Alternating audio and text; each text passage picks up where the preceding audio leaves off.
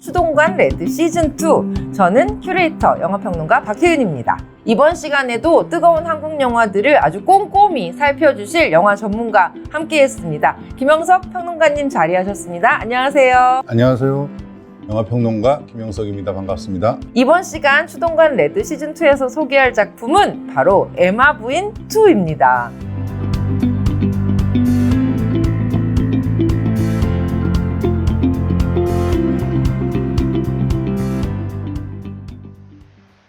여행사에서 근무하는 주인공 에마.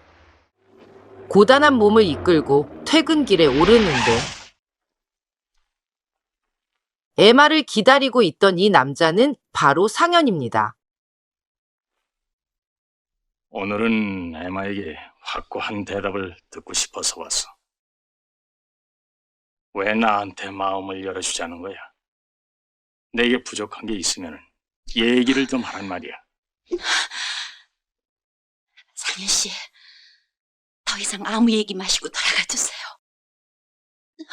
나하고 결혼하자. 응, 에마. 에마. 상현이 사랑을 속삭이지만 에마의 머릿속엔 헤어진 남편의 얼굴이 아른거립니다.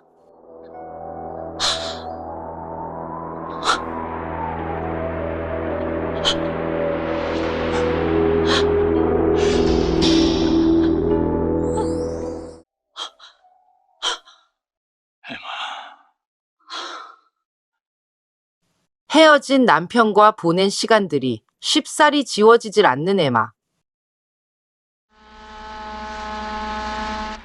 혼란스런 마음을 달래고자 에마는 제주도행 페리에 몸을 싣습니다. 제주행 페리에서 웬 남자와 스치듯 만나는 에마. 미안합니다.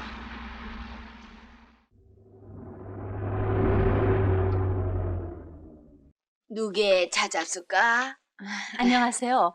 김현우 씨라고 이 목장 주인 되시는 분을 찾아왔는데요. 에마가 찾은 곳은 바로 제주에서 목장을 운영하는 전 남편 현우. 갑작스런 에마의 방문에 현우는 당황합니다. 오랜만이군. 어쨌든 잘 왔어. 당신 집처럼 편안히 쉬구려. 근데 나비처럼 근사하고 매력 있는 여자가 없습니다. 참. 인사하지. 해마. 제주로 오는 길에서 마주쳤던 이 남자는 알고 보니 전 남편의 후배였습니다. 그리고 또 한 명의 손님이 목장으로 찾아오는데 열흘간 휴강이에요. 이곳에 오면 학생들에게 시달리던 피곤이 말끔히 사라져버려요. 그거 다행이군. 자, 안으로 들어가지. 참, 서울서 오신 손님은 어디 계세요? 쉬고 있겠지. 에마는 갑자기 옛 생각이 떠오릅니다. 시간은 먼 옛날로 돌아갑니다. 남편 상현의 뒤를 밟은 에마는 낯선 아파트에 도착하고 누구세요? 남편의 불륜 상대를 확인한 에마는 결국 남편과 이혼을 결심합니다.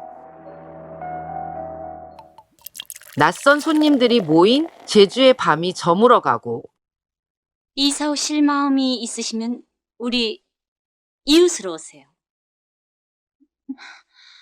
우린 곧 결혼해요. 남편을 못 잇던 에마에게 뜬금없는 결혼 소식이 날아듭니다.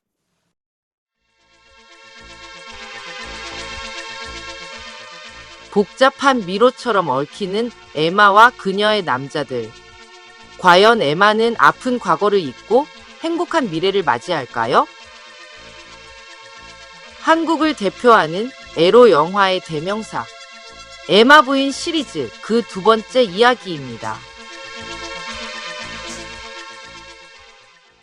특히 이 작품 김영석 평론가님이 아주 사랑하는 작품으로 알고 있습니다. 사실 이 에마 부인 시리즈 그러면은 한국을 대표하는 요즘 이제 범죄도시가 최고의 프랜차이즈라고 그렇죠. 얘기를 하지만 네. 한국을 대표하는 프랜차이즈라고 얘기한다면 에마 부인을 얘기할 수밖에 없어요. 네, 이게 맞아요. 1편이 1982년에 나왔는데 네.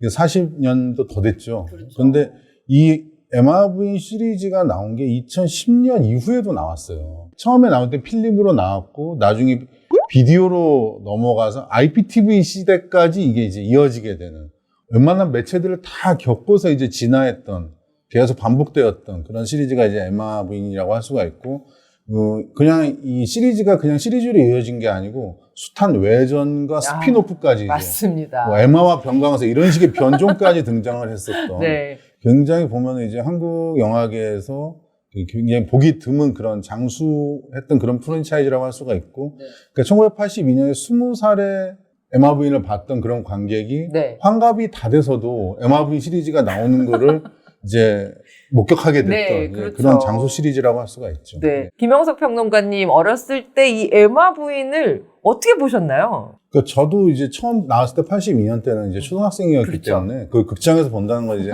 상상도 못 했는데 이제 중학교 되면서 동시상영관들은 그렇죠. 그냥 사실은 제가 이제 덩치가 좀 큰 편이어서 그때는 또 교복 자유라 두발 자유라가 딱 풀린 거예요. 네. 그러면서 이제 약간 슬쩍슬쩍 어른인 척. 슬쩍슬쩍 들어가도 또 극장에서도 그냥 은근슬쩍 눈 감아주면서 나오는 시리즈들을 접했던 그런 기억이 나는데 네. 에마 부인을 보면서 사람들이 그러니까 명성만 듣다가 실제로 이제 봤을 때 느끼는 게 예. 그렇게 심하게 야하지 않은데라는 얘기를 해요. 근데 네. 이 영화가 처음부터 막 그 야한 에로티시즘으로 이렇게 하려고 했던 영화가 아니고 어떤 여성의 어떤 욕망의 해방 이런 부분들은 사실은 노렸던 이제 예술적인 그렇죠. 의도를 가지고 그런 만든 메시지가 있는 작품이었어요. 그런데 이제 이게 그 시대와 맞물리면서 네. 마치 그런 지금 야한 영화의 대명사처럼 돼버렸고 특히 이제 그렇게 된 가장 큰 원인이 네. 에마 부인 시리즈는 각 시리즈마다 여배우가 계속 바뀌어요.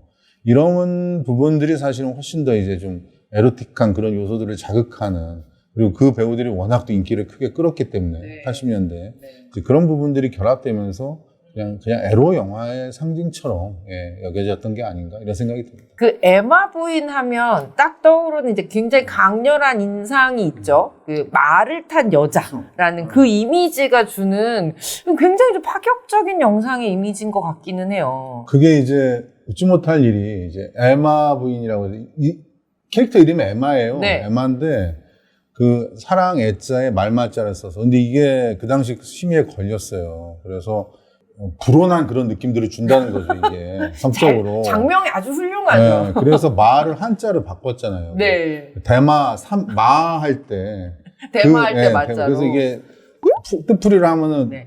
대마를 사랑하는 여자가 돼버린 거예요, 사실은. 근데 이제 그 당시에 이제 이런 식으로 한자를 바꾸는 그런 이상한 방식으로 해서 제목이 나왔는데 이 에마 부인 시리즈 1편, 2편, 3편 통틀어서 가장 대표적인 그 시그니처 샷이라고 한다면은 말을 타는 판타지 씬이죠.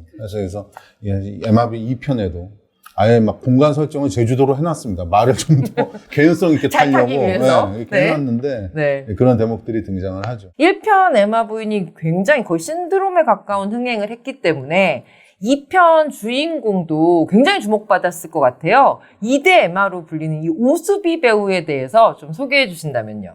안소영 씨가 이제 1편에 나오면서 거의 뭐 장안의 화제였죠, 정말. 신드롬을 엄청 일으켰는데 굉장히 큰 부담감이 있었을 거예요, 제작사에서도. 근데 이제 오수비라는 배우도 진짜 못지않는, 그리고 이 오수비라는 배우 지금 이제 미국에서 살고 계신 걸로 알고 있어요.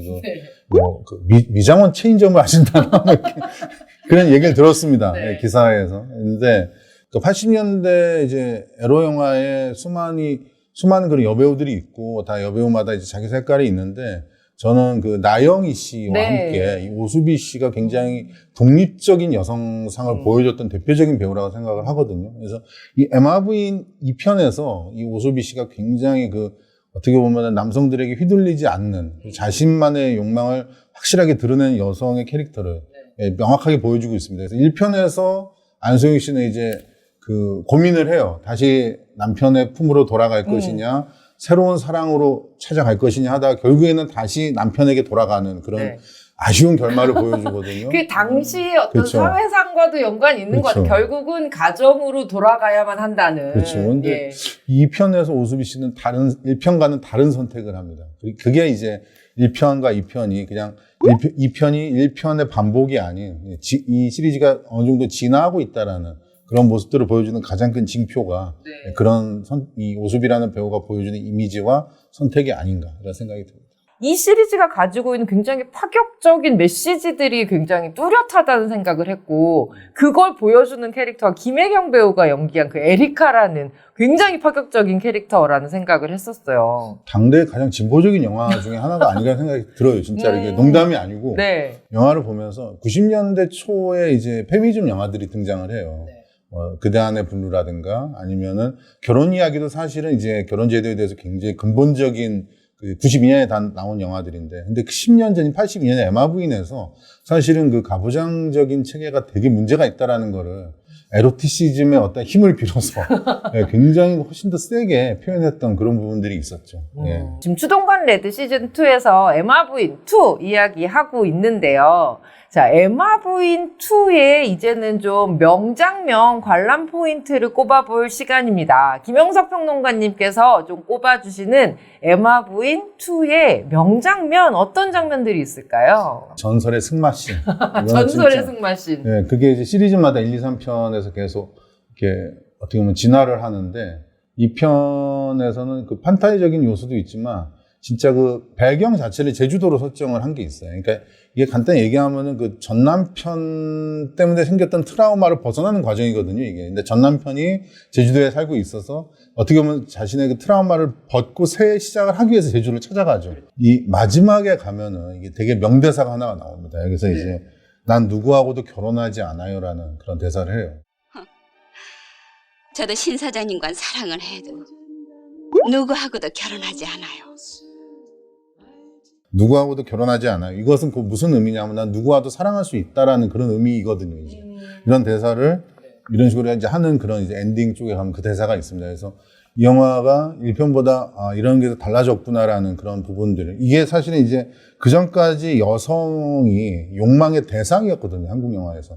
남성에게 있어서 여성은 욕망의 대상이었는데 에마 부인 시리즈부터 이제 욕망이 주체가 되는 겁니다. 여성이. 그래서 나는 내가 어떤 식의 섹스라든가 어떤 식의 성적 관계를 내가 원하는 대로 내가 결정하겠다라는 것을 1편보다 2편에서 좀 더 확고하게 드러내는 대사가 바로 이 난 누구하고도 결혼하지 않아요라고 선언하는 듯한 그런 대사가 등장을 합니다. 그래서 저는 이 두 장면이 굉장히 중요한 장면이 아닌가. 네. 이 에마 부인 2를 다시 이 월드 클래식 채널에서 보려고 하는 관객들에게 좀 더 재미있게 볼 수 있는 팁을 하나 주신다면요?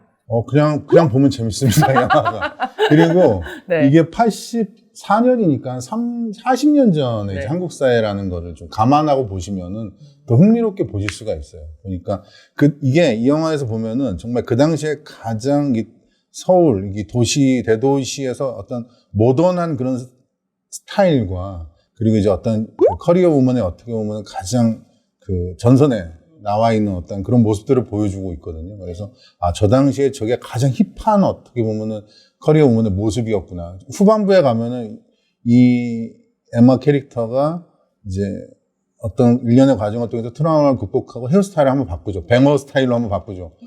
지금 봐도 굉장히 그 파격적인 그런 헤어스타일로 바꾸고 빨간 립스틱을 칠하고 나오는데, 그런 게 지금은 그냥 뭐 여러 스타일 중에 하나로 생각하겠지만 이 영화가 보여주는 많은 것들이 그 당시로서는 굉장히 파격적인 어떻게 보면은 힙한 그런 모습들이었다라는 거, 이런 부분들을 좀 감안하고 보시면은 흥미롭지 않을까. 그리고 이 영화의 그러니까 에마 부인 시리즈의 전반적인 에로씬들이 그렇게 심하게 노골적이지 않아요. 이게 이 프랜차이즈의 어떻게 보면 미덕입니다. 에마 부인 2를 우리 김영석 평론가님 한마디로 소개해 주신다면요?